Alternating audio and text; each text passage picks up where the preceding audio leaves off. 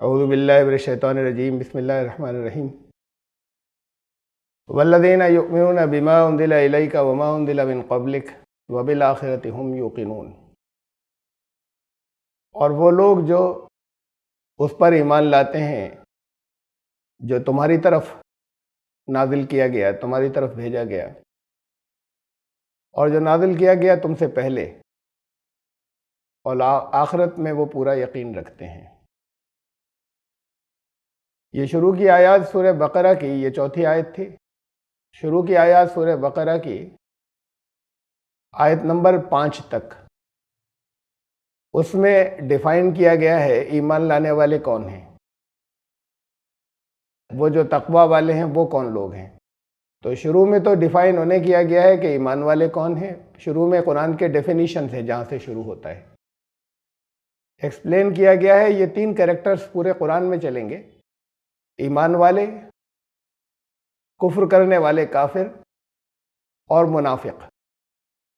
तो इसलिए इन 3 को शुरू में समझा दिया गया है, और उसके बाद फिर मजमून शुरू हुआ है। अब ये डेफिनेशन चल रही है ईमान लाने वालों की, उनकी कैरेक्टरिस्टिक्स क्या होती हैं, कौन से होते हैं। और उसमें ये आयत है फिर कि और वो लोग जो उस पर भी ईमान लाते हैं जो तुम्हारी तरफ भेजा गया और तुमसे कबल भी भेजा गया, और आखिरत में पूरा यकीन रखते हैं। तफसील पिछली मर्तबा चल रही थी कि तुमसे कबल जो कुछ भी नाजिल किया गया, यानी पिछली किताबें, उन पर भी ईमान रखते हैं। पिछली किताबों में रद्द बदल हो गया, काफ़ी तहरीफात हो गई, इंटरपोलेशंस। उसके बाद भी उनमें ईमान लाने का मतलब क्या है? क्या सिर्फ ये एक लफ्ज़ है ईमान लाना? जैसे अल्लाह पर ईमान लाते हैं तो बस हमने मान लिया, लाते हैं, ज़बान से एक बोल दिया। उसके कोई डिमांड्स या तकाजे नहीं है क्या ईमान लाने के? क्या सिर्फ इतना काफ़ी है कि हाँ वो किताबें आई थी? क्या अल्लाह पर ईमान लाने का सिर्फ इतना मतलब काफ़ी है कि अल्लाह है? कुछ और भी है आगे। लेकिन प्रॉब्लम यह है, इसे समझने में या परेशानी यह है कि पिछली किताबें न सिर्फ ये कि कुरान कहता है, बल्कि उन मज़ाहिब के मानने वाले भी जो उन पिछली किताबों को अपनी कहते हैं, उनके स्कॉलर्स भी यही कहते हैं कि इनमें हो गई तब्दीली। और खुद उनके इंटरनल एविडेंसेस, उनकी अंदरूनी शहादतें, खुद उनके मजमून इस बात की गवाही देते हैं। तो इससे बड़ा हिस्सा ऐसा है कि जिसे पढ़ने के बाद कहीं साबित नहीं करना पड़ेगा, डायरेक्ट समझ में आ जाता है कि ये अल्लाह की तरफ से नादिल हुआ हिस्सा नहीं है, बल्कि बात को दूसरों का लिखा हुआ है। इसके बाद फिर कैसे उन पर ईमान लाया जाए? ईमान लाने का क्या मतलब है? कुरान कहता है फिर भी ईमान लाओ। बहुत सी आयत पिछली बार मैंने रखी थी, ये मैं पिछली बार का खुलासा रख रहा हूँ कि बहुत सी आयत रखी थी, उसके बावजूद कुरान कहता है कि उन पर ईमान लाओ। उन किताबों को मुक़द्दस कैसे माने, इसे पिछली बार डिस्कस किया था कि जैसे हदीस के मजमूए को हम मुक़द्दस मानते हैं, और जो टेक्निकल कमियां हदीस के मजमूए या कलेक्शंस के अंदर हैं, वही टेक्निकल कमियां इनमें भी हैं। उनमें भी मिलावटें हैं, उनमें भी रिसर्च जारी है, उनमें भी तब्दीलियां की जाती हैं, उसमें भी अल्फाज सेफ नहीं रहे, मफहूम रहा है, खाली मीनिंग सेफ रहे, अल्फाज सेफ नहीं रहे। तो बहुत सी और चीज़ें हैं। तो जब उन्हें मुक़द्दस माना जा सकता है और उन्हें तक़द्दुस का, होली होने का दर्जा दिया जा सकता है, तो इस कैटेगरी तक पिछली किताबों को भी लाया जा सकता है। हमारे ज़हन में फ़ौरन कुरान से मुकाबला शुरू हो जाता है जब पिछली किताबों का नाम आता है, लेकिन हम कुरान के अलावा भी तो काबिल एहतराम मानते हैं बहुत सी चीज़ों को। तो कम से कम उस ग्रेड और उस दर्जे पे रखा जा सकता है। पिछली मर्तबा मैंने कंपेयर किया था। फिर एक हदीस पेश की थी, दारमी की हदीस है, जिससे ये समझ में आता है कि पिछली किताबों को इस्तेमाल करना मना कर दिया गया था। रसूलुल्लाह सल्लल्लाहु अलैहि वसल्लम ने नाराज़गी का इजहार किया था। उसके बाद फिर मैंने ये समझाया था, ये साबित किया था कि वो हदीस बिल्कुल शुरू के दौर की थी। जब मदीने में दाखिला हुआ था, वो ममानियत जिस पर रसूलुल्लाह सल्लल्लाहु अलैहि वसल्लम ने नाराज़गी का इजहार किया था, वो सिर्फ शरीयत वालों से हिस्से से मुतल्लिक़ थी। सारी ईमानियात नहीं, सारी किताबें नहीं, बल्कि शरीयत वाले हिस्से मनसूख होने जा रहे थे, कैंसिल होने जा रहे थे। उसकी जगह शरीयत मोहम्मदी लेने वाली थी। वो अभी नादिल होना शुरू भी नहीं हुई थी। उस दौर में ये पसंदीदा नहीं था कि पिछली किताबों को लोग इस्तेमाल करें। जब दीन मुकम्मल हो गया, शरीयत मोहम्मदी पूरी नाजिल हो गई, कुरान पर पूरे नज़र हो गई, उसके बाद रसूलुल्लाह सल्लल्लाहु अलैहि वसल्लम ने इजाज़त दे दी।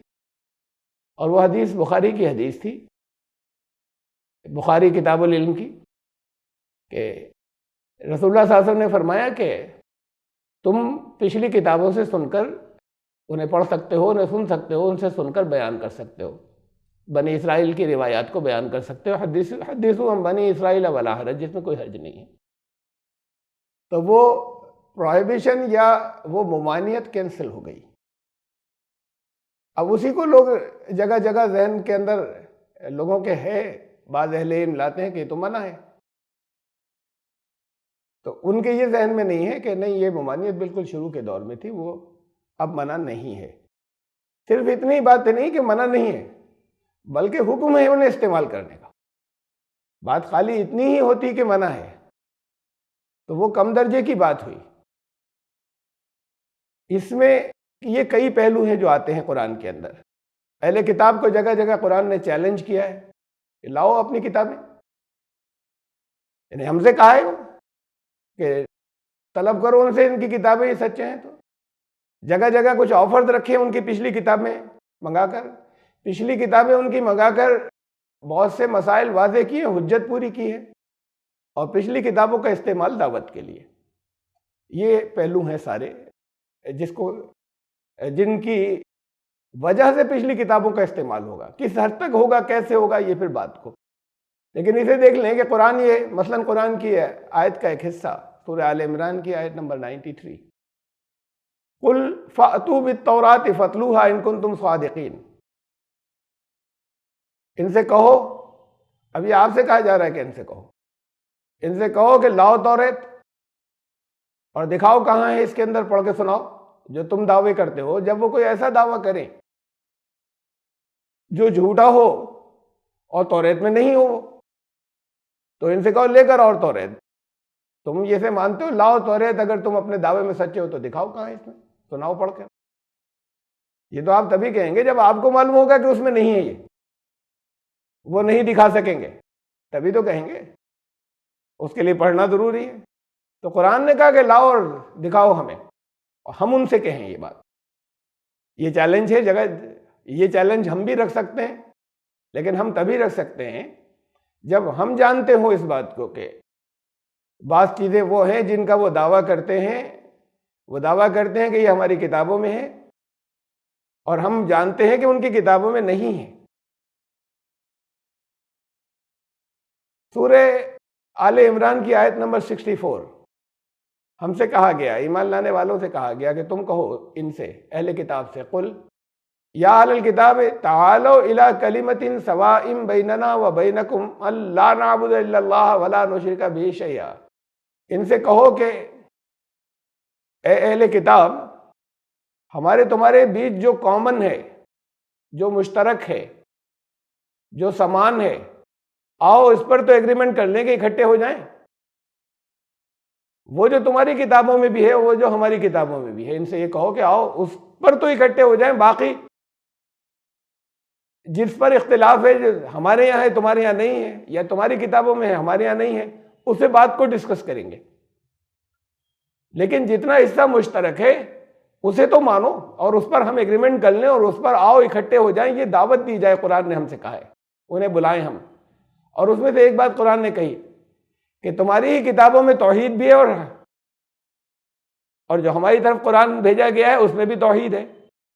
तो आओ तौहीद के ऊपर इकट्ठे हो जाएं कि हम एक अल्लाह के सिवा किसी की बंदगी नहीं करेंगे और किसी को उसका शरीक नहीं बनाएंगे।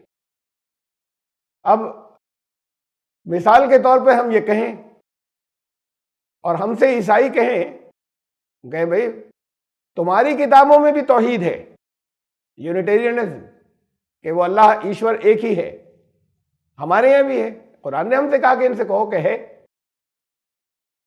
तो हमें यकीन है कि है। हम उनसे कहें कि ये तुम्हारे यहाँ भी है, ये हमारे यहाँ भी है, ये कॉमन है हमारे बीच में, आओ इस पर इकट्ठे हो जाए, कि इससे तो दोनों नहीं हटेंगे। वो कहें हमारी किताबों में तो तसलीस है, ट्रिनिटी, कि खुदा एक भी है, तीन भी हैं, वो एक होकर तीन है, वो तीन होकर एक है, इसे ट्रिनिटी कहते हैं। फिर वो कहते हैं कि वो एक ही है, हम इसे कहते हैं, हम इसे मानते हैं एक है, लेकिन वो एक होकर तीन हुआ और वो तीन के नाम उन्होंने रखे हैं बाप, बेटा, रूहुल कुदस। बाप से मतलब खुदा, बेटा से मतलब हजरत ईसा, और रूहुल कुदस को खुद भी आज तक नहीं समझ सके कि रूहुल कुदस क्या। और असल बात तो ये कि मुसलमान भी नहीं समझ सके रूहुल कुदस क्या, उसको आज तक खुद भी नहीं समझ सके। बहरहाल एक हकीकत है उनका, ये तीन है।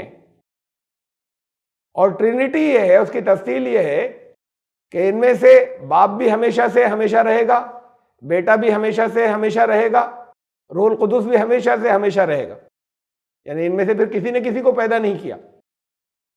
लेकिन ये तीन हमेशा से और हमेशा नहीं रहेंगे, बल्कि ये एक ही है जो हमेशा से हमेशा रहेगा, हमेशा से और हमेशा रहेगा। बाप ऑल पावरफुल, कादिर मुतलक, सर्वशक्तिमान, बेटा सर्वशक्तिमान, कादिर मुतलक, ऑल पावरफुल, ऑलमाइटी, और रूहुल कुदस, होली स्पिरिट, वो भी ऑलमाइटी, ऑल पावरफुल, कादिर मुतलक, सर्वशक्तिमान। लेकिन ये तीन सर्वशक्तिमान नहीं, बल्कि एक ही सर्वशक्तिमान है। ऐसी बहुत सी सिफात हैं जो गिनाई चली जाती हैं। ये पूरे फलसफा, ये पूरा एक फिलॉसफी जो है, ये पूरा दर्शन, ये तसलीस या ट्रिनिटी कहलाता है। बाप सबसे बड़ा है, बेटा सबसे बड़ा है, रूहुल कुदस सबसे बड़ा है, लेकिन ये तीन सबसे बड़े नहीं है, बल्कि वो एक ही सबसे बड़ा है। अब इसे आज तक समझाया नहीं जा सका, तरह तरह की उसके लिए दलीलें देते हैं कि देखिए जैसे सूरज है, सूरज एक ही है, उसमें से किरणें निकलती हैं बहुत सी, तो वो किरणें सारी असल में बहुत सी अलग अलग किरणें नहीं है, बल्कि वो एक ही सूरज की किरणें हैं। एक ही सूरज की बहुत सी रेज हैं, वो रेज सारी अलग अलग हैं, एक सूरज से निकल रही हैं, वो रेज एक नहीं है, वो हर रे अलग अलग है। हम ये नहीं कह सकते कि ये सारी रे एक है, हर रे उसके अंदर से, हर किरण अलग है। एक सूरज से निकल रही है तो फिर उस एक की बात की जाए, ये तो बहुत सी हैं, ये एक नहीं है। अब जैसी भी वो दलील देते हैं, उसके ऊपर सोचने वाले और गौर करने वाले उन्हीं में से, ईसाइयों में से सवाल खड़ा कर देते हैं कि ये तो नहीं हुआ साबित। तो अल्टीमेटली तीन को एक कभी साबित किया नहीं जा सकता, मुमकिन ही नहीं है। जब कोई साइंटिफिक सबूत आता है उसमें तो लोग बहस कर सकते हैं, खींचातानियां। मैथमेटिक्स में किसी तरह की बहस मुमकिन नहीं है। ये एक ऐसा डिसिप्लिन है कि इसमें मुमकिन ही नहीं कोई बहस कर ले सही गलत के ऊपर, या सवाल गलत या जवाब गलत या जवाब सही। 2 और 2 कभी 3.5 नहीं होंगे, 4 ही होंगे। कि साहब बात हालात में हो जाते हैं और ऐसा नहीं, किसी हालत में नहीं होते। तो मैथमेटिकल फार्मूले के अंदर कोई एडजस्टमेंट नहीं होता। वो ऐसा नहीं है कि किसी ने अगर 15 × 3 45 होता है, 15 से 45, अब किसी ने जवाब में 44.5 44.5 लिख दिया तो कहे कि 95% मार्क्स तो दे दो, 0 मिलेगा, या 100% मिलेंगे या 0 मिलेगा। जवाब या सही है या गलत है, बीच की कोई बात नहीं है दरमियान की मैथमेटिक्स के अंदर। तो 3 को कभी एक नहीं साबित किया जा सकता और एक को कभी 3 साबित नहीं किया जा सकता। जब नहीं कर पाते, जो तरह तरह के फिलॉसफी लाते हैं और उन पर भी जब सवाल खड़े हो जाते हैं,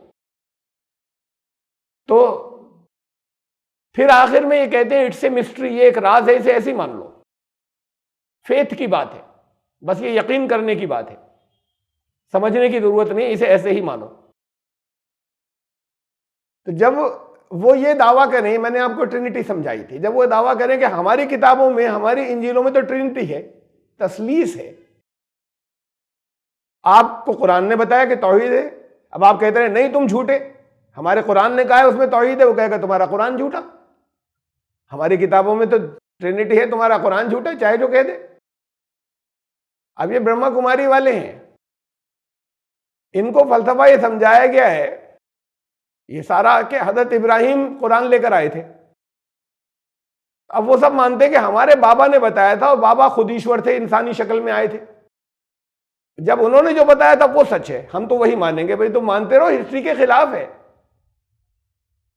जो हैपनिंग्स है, जो सही वाकया उसके खिलाफ है। कुरान मोहम्मद सल्लल्लाहु अलैहि वसल्लम पर नादिल हुआ, उससे पहले नहीं आया था, लेकिन चूंकि उन्होंने बता दिया, वो कहते हैं हम तो यही मानेंगे, तुम्हारी मर्जी, मानते रहो, चाहे जितने सबूत सामने से खिलाफ हो, हम वही मानेंगे, उन्होंने कह दिया था। तो ऐसे आप पढ़े रहो कि नहीं तुम्हारी किताबों में तो ये है, वो कहेंगे मानते रहो, हमारी किताबों में नहीं है, किताबें तो अपनी हम जानते हैं ना।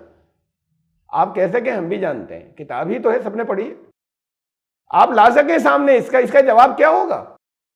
अगर कोई ये बहस करे, हम उनसे कहें इसे छोड़ दो, तुम्हारे यहां तौहीद है, तो ये तसलीस का अकीदा छोड़ो, वो कहें हमारे यहां है, तो हम उन्हें दिखा सके कि नहीं है और तौहीद है।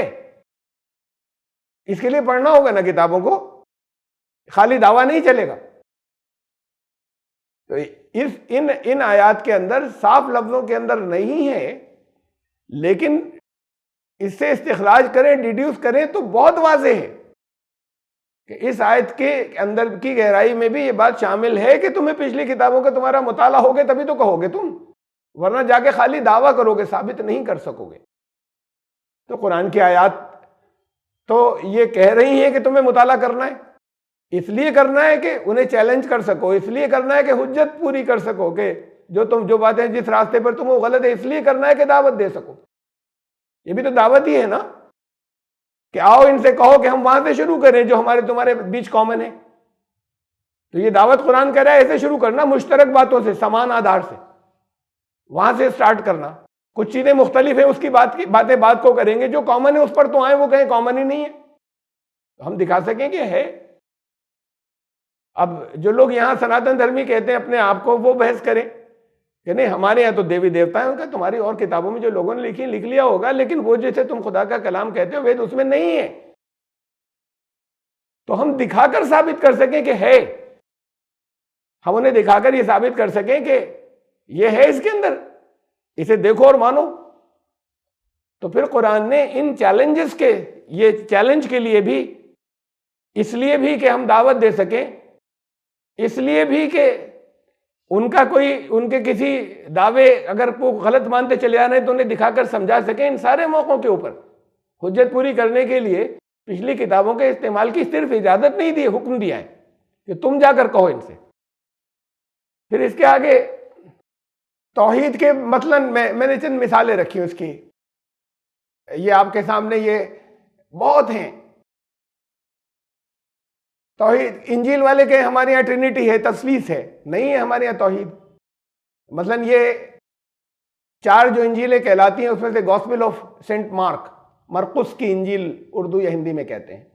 एंड जीसस आंसर्ड हिम, एक यहूदी आलिम था, उसने पूछा हजरत ईसा से कि सबसे बड़ा हुक्म कौन है, ये कौन सा है ये बताओ। आके टेस्ट लिया करते थे नबी का कि सबसे बड़ा हुक्म कौन सा है ये बताओ। तो उन्होंने जवाब दिया, the first of all the commandment is hear O Israel the Lord our God is one Lord.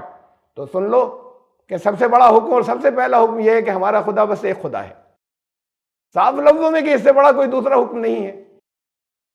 उसके बाद ये उससे अगली जो इसके अंदर वर्स है, मैं वर्स इसलिए कहता हूँ कि ये लोग उसे वर्स ही कहते हैं, वरना वर्स कहने की इजाज़त अल्लाह के कलाम को नहीं होनी चाहिए। कुरान में वर्सेस नहीं होती, वर्स शायरी में हुआ करती है, पोइट्री के अंदर वर्स होती है, किसी पोइट्री की एक लाइन को, एक पार्ट को वर्स कहते हैं।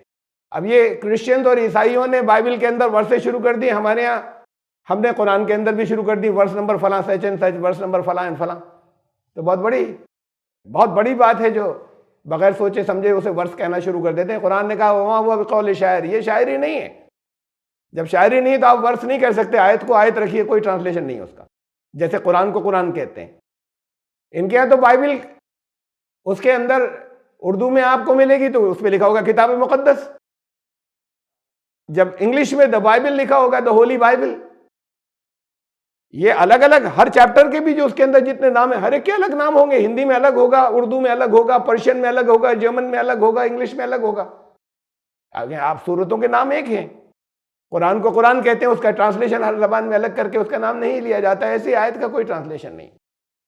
उसका मफहूम समझ सकते हैं। आयत बहुत कॉम्पैक्ट, बड़ा जामे लफ्ज है। आयत का मतलब खाली निशानी भी नहीं है, बाज़ मौक़ों पे लफ्ज निशानी के लिए इस्तेमाल हो जाता है।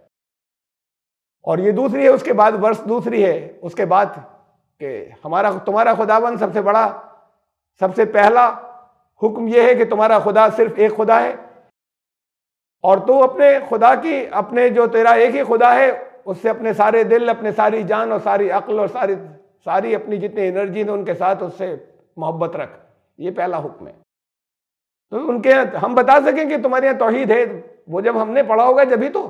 हज़रत ईसा अलैहिस्सलाम, ये ट्रिनिटी की मैंने अभी आपको तफसील बताई थी कि ट्रिनिटी ये लोग किसे कहते हैं, तो बराबर नहीं है ये तीनों। जैसे वो बाप बेटा रूहुल कुद्दुस कहते हैं, इनकी इंजीलों के अंदर बराबर नहीं है।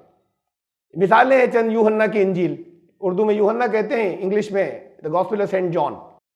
ये उसका पार्ट है एक वर्ष का कि अब मैं बाप के पास जा रहा हूं। और बाप को भी समझ लीजिएगा, ये बाप इस्तिलाही जबान है, उनकी रिलीजियस टर्मिनोलॉजी है जो बनी इसराइल में इस्तेमाल होती रही। सारे नेक लोग खुदा के बेटे और जितने बुरे लोग हैं वो शैतान के बेटे। अल्फाज ये कहलाएंगे, अच्छे लोग खुदा के बेटे कहलाएंगे, बुरे लोग शैतान के बेटे कहलाएंगे।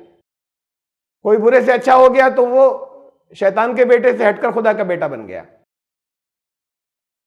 ये रिलीजियस टर्मिनोलॉजी थी। जब उन्होंने उसको रियल मीनिंग में लिया तो उसको फिर कुरान ने रोक दिया उस इस्तेमाल को, कोई ताकि इबहाम, इश्तिबाह, कोई किसी तरह का कोई गलतफहमी जो है वो नहीं हो।